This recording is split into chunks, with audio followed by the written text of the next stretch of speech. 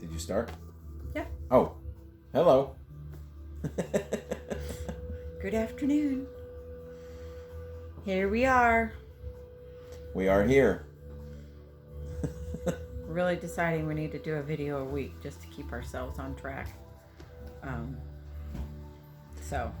And we are on track. Are we you not? You can start, yes. Okay, I'm going to start.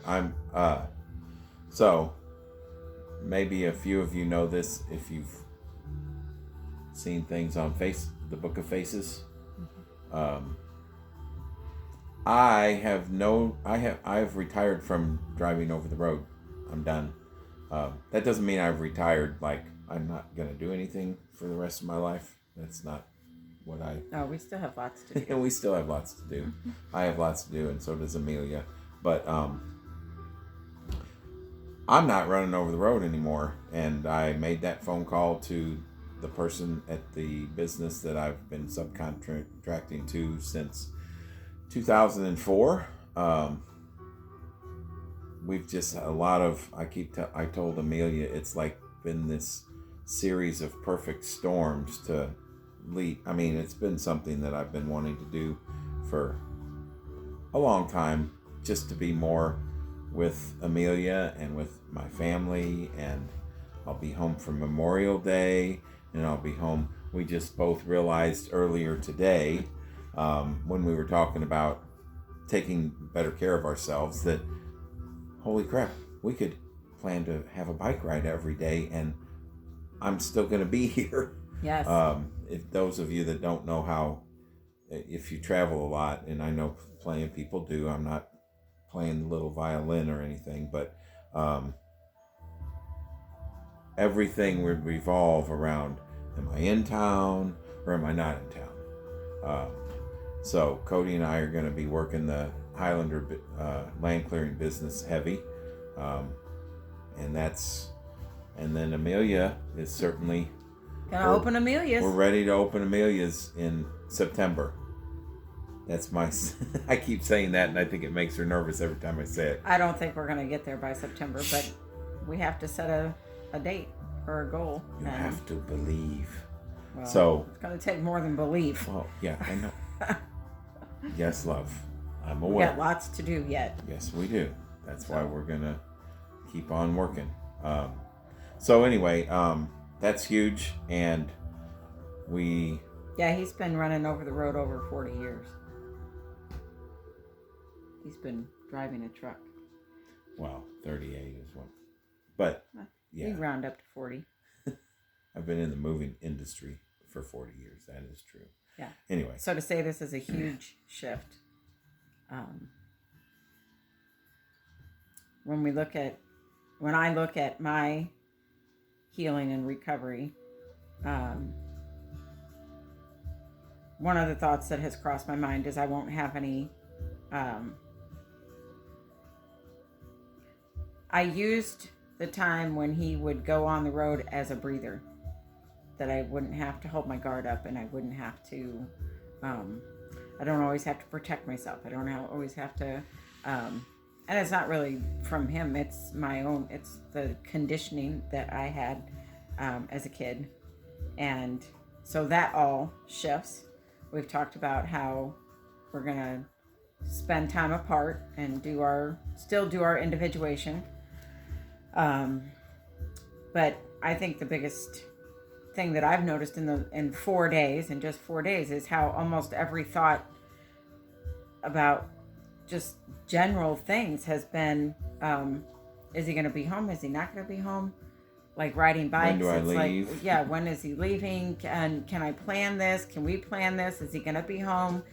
Generally, the last 30 years, it's been really, really hard to plan. Really, really hard to, and I guess in the last probably 10 years, gotten used to almost not having any feelings around it.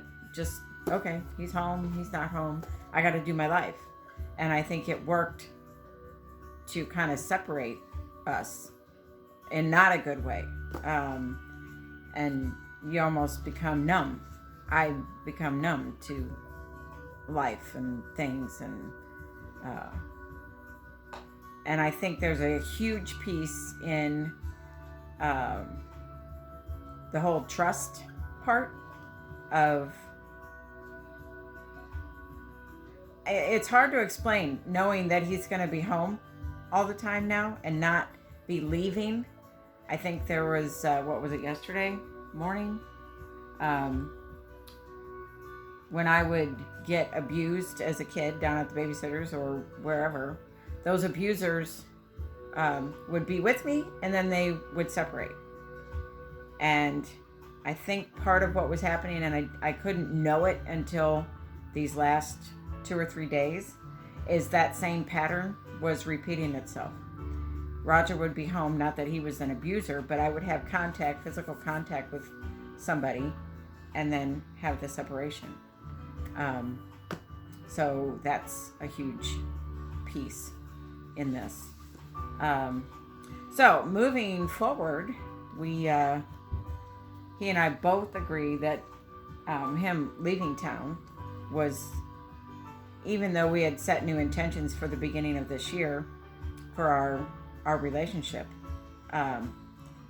his leaving town was putting everything on hold, which I think we've worked to not have that happen, but I don't know that we could have not have it happen, because there is a real physical thing that happens when he leaves town.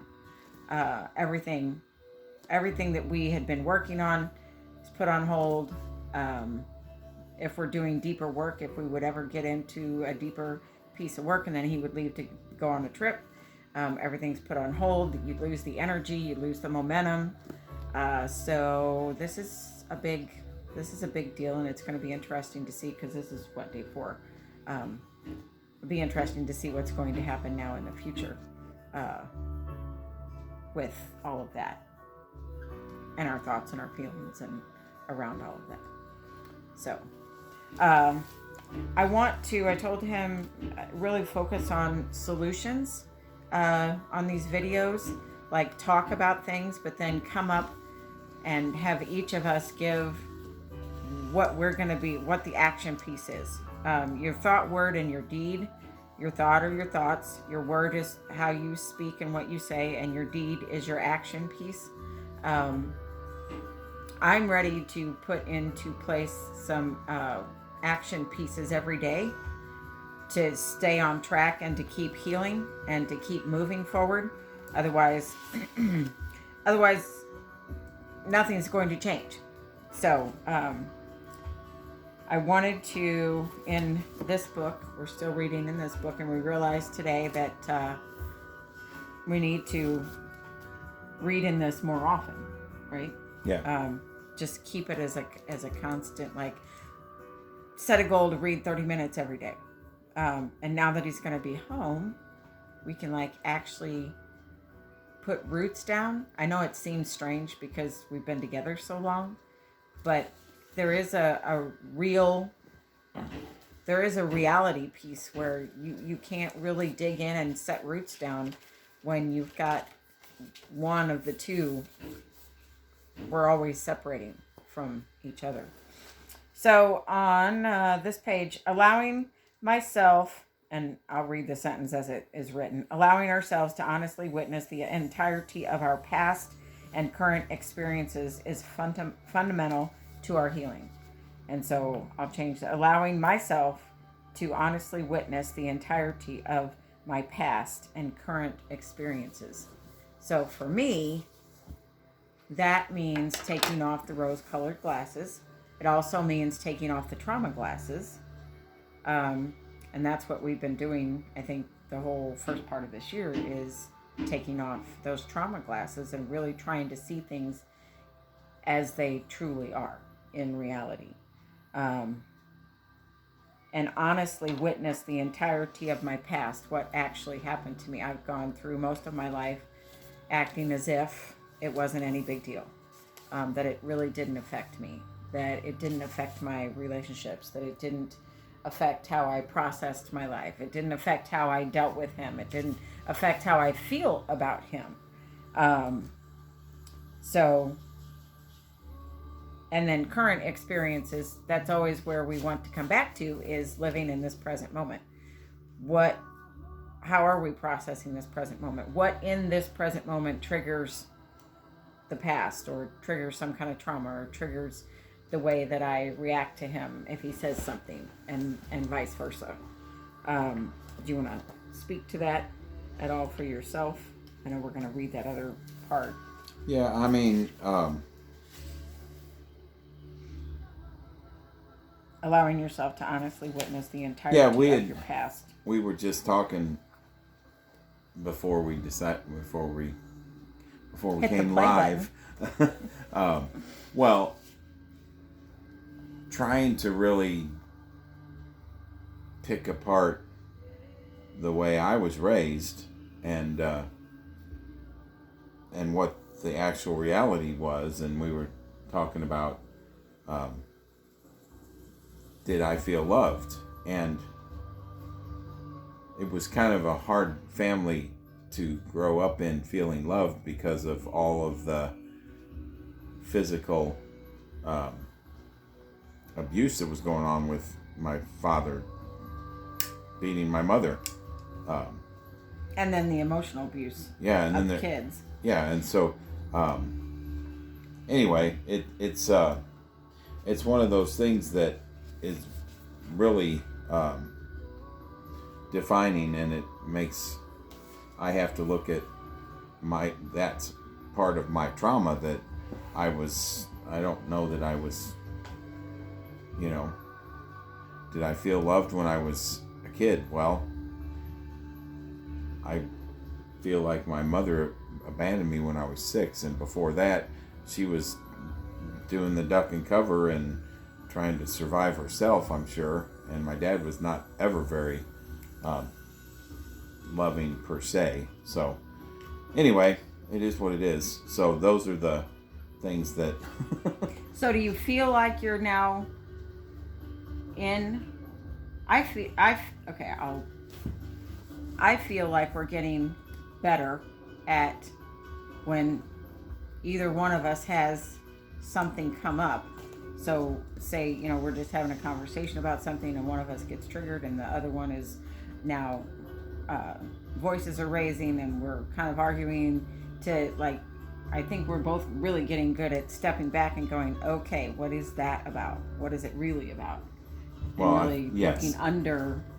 I think that the individuation that we've been doing most definitely helps with that. And I don't know, it's that coupled with all the work that we've both done over all the years, but to focus on the individuation and really pick apart those kind of situations when they occur is most definitely more is happening more often. Yeah. And I think that with the increase of energy that we are feeling and have to be obviously we're experiencing, since I'm no longer gonna travel, it's just gonna escalate or make that happen faster and faster, I think. Yeah, I really think that's true. Yeah. So, but having said that, I just had an analogy come up in my head, like a railroad track. Before, when he would run the road, it would be like we have the train and we're on the track, and then he goes out of town for a job, and it's like removing some railroad ties. And so then when he comes back in town, we have to rebuild those ties that had been removed with his leaving, which takes time and energy. And then, depending on how long it is between jobs, we may immediately have to remove some more tracks when he leaves in order. And I think that's been the process. And now it feels like there's the railroad track in front of us, and there's no missing pieces anymore. It's like we have clear sailing, clear travel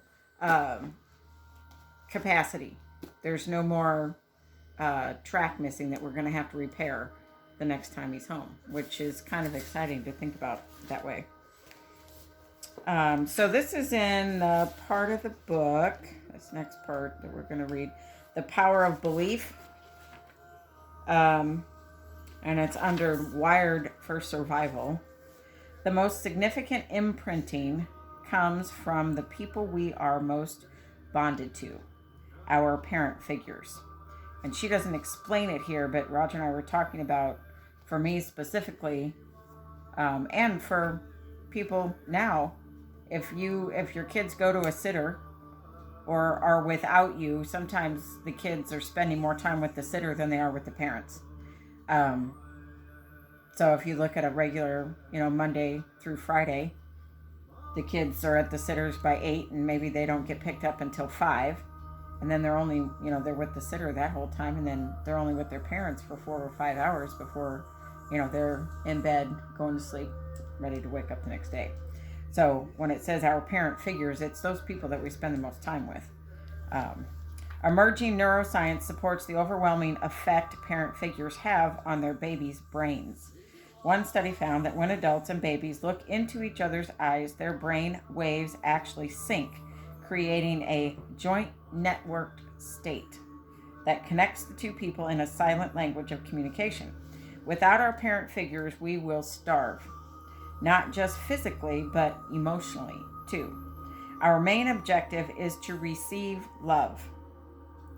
And that's where we were having a discussion just earlier about if our main objective is to receive love. I think back to my childhood, and even just 10 years ago, I was questioning in women's circles and circles that I would sit in, I don't even know that I know what that word means to me.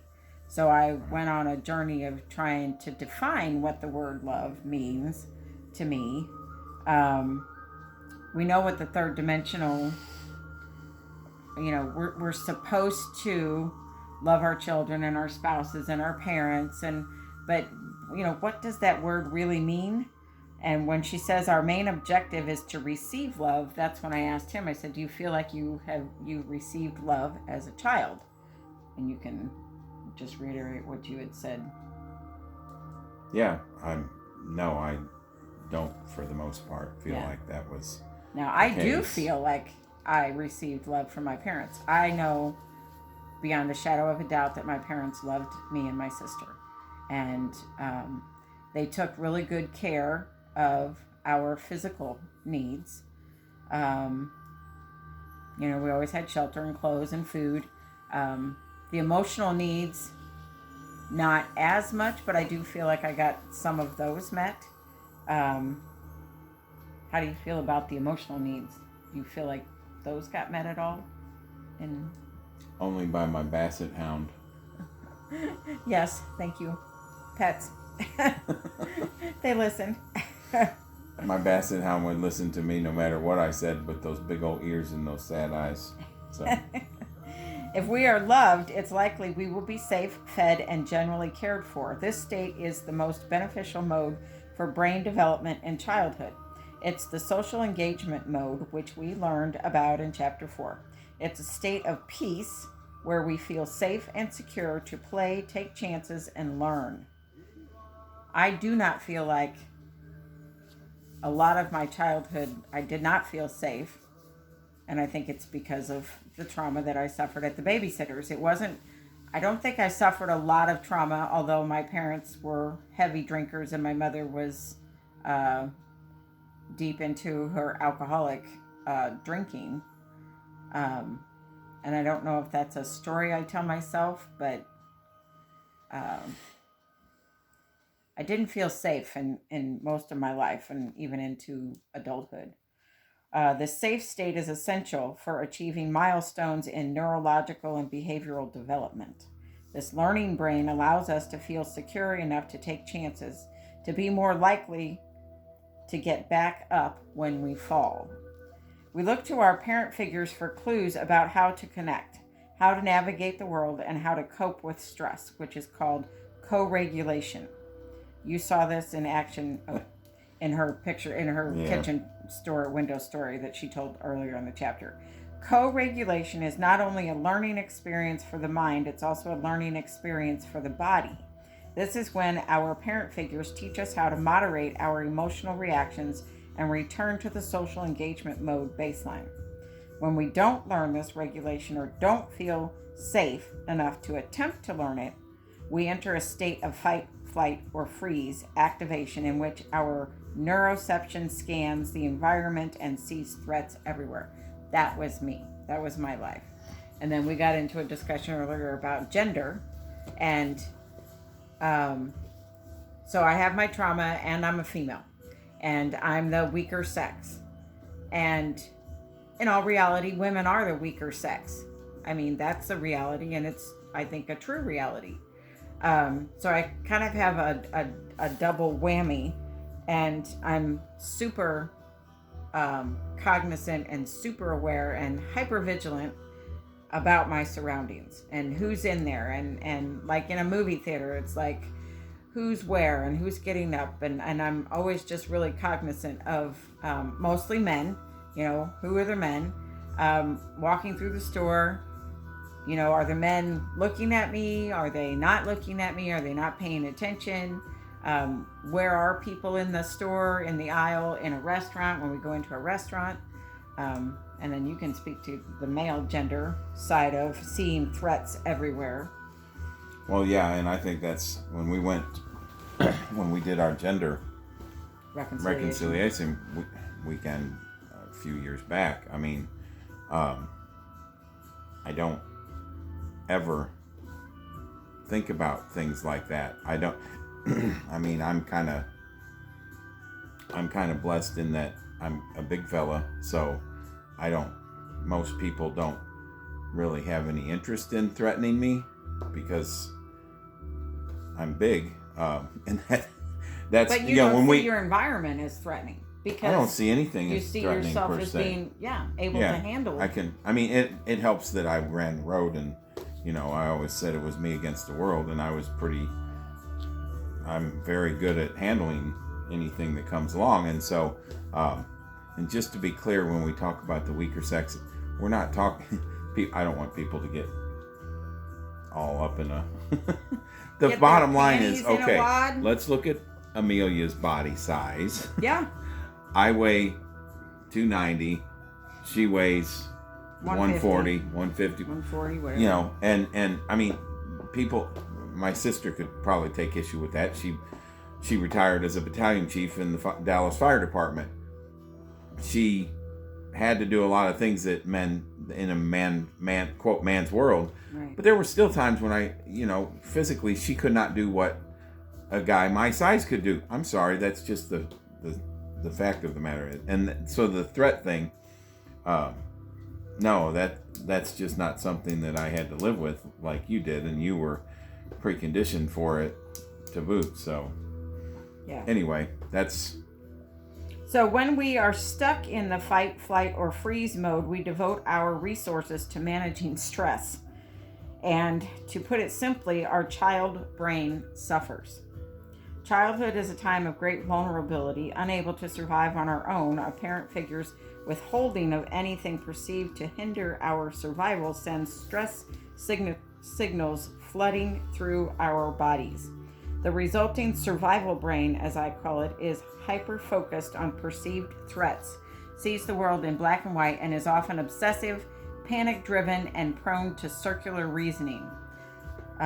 We can break down or shut down when faced with stress.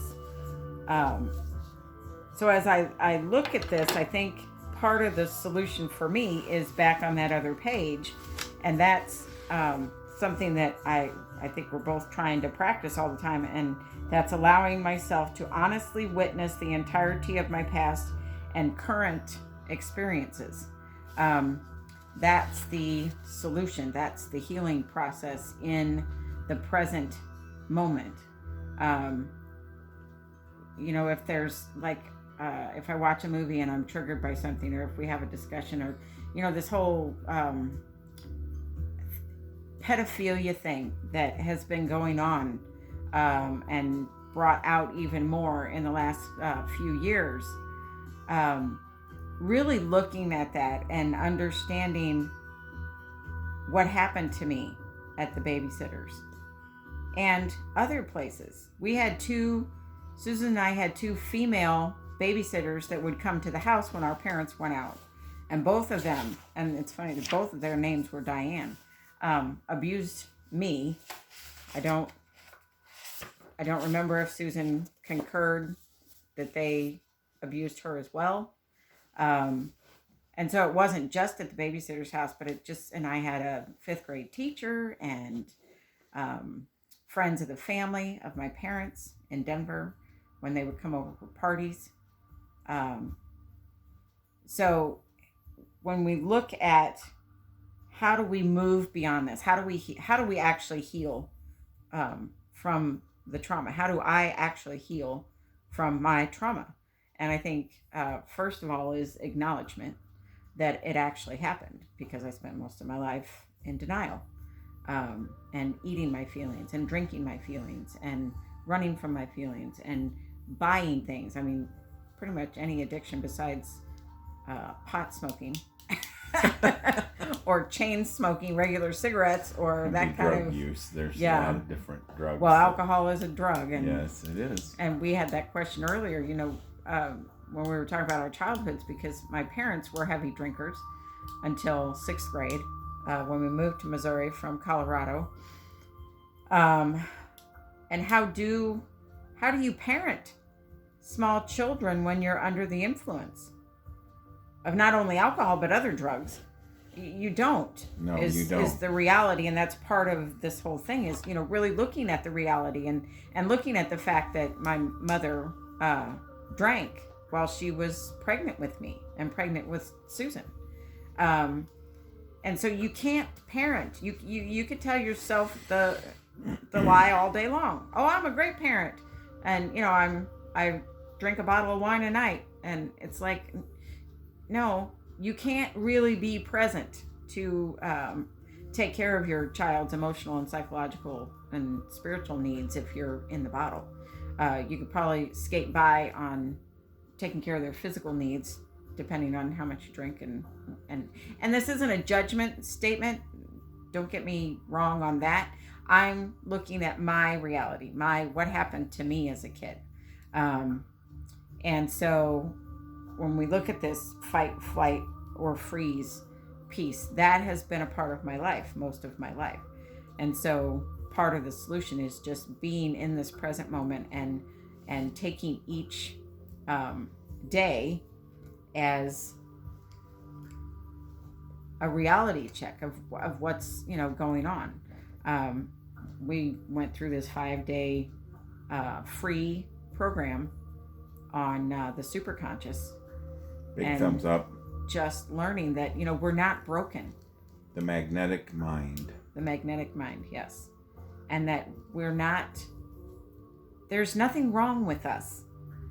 And we have the answers, and we have the ability to heal anything and everything. And to bring it back full circle, because one of the things that, this is about us helping people improve their relationships, right? Right.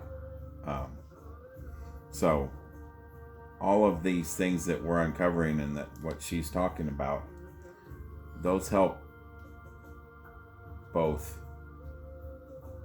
for the individuation, for her to see who she is, and me to see who I am. Where did I come from? So while I could see people thinking, isn't this about them trying to work on their relationship? And yes. Reality, you have to figure out the personal, who you are, and that's so I just throw that out there. And I also throw out there that we're getting close to the 3-0. So yep. But she mentioned the magnetic mind. Chris Duncan, look it up. Yep. It's 5 days amazing. of free, and yes, of course, he's selling his program. But Yeah, those 5 days will give you plenty to work on for the next 6 months to a year. Give you the ability to say, hey, I'm done with what I've been doing. I'm ready to change my identity. Yeah. Once you change your observation, no, how does that Yes. go? Yes. When Have a new observation and you change your identity. yeah, You that's you change and my who identity you is see. Yeah, and he huge. did a big shift on Wednesday. big shift. So He's not anyway. identifying as a truck driver anymore. He's not Nope. identifying as Selling a that furniture KW. mover. If anybody wants a 98 KW pre-ELD, holler at me. Yes. All right. Until next time, and we're going to really try to do one of these a week. So, Yes. like, share, subscribe, and we'll talk to you next week. Yes, we will be here. Have a good weekend. Bye.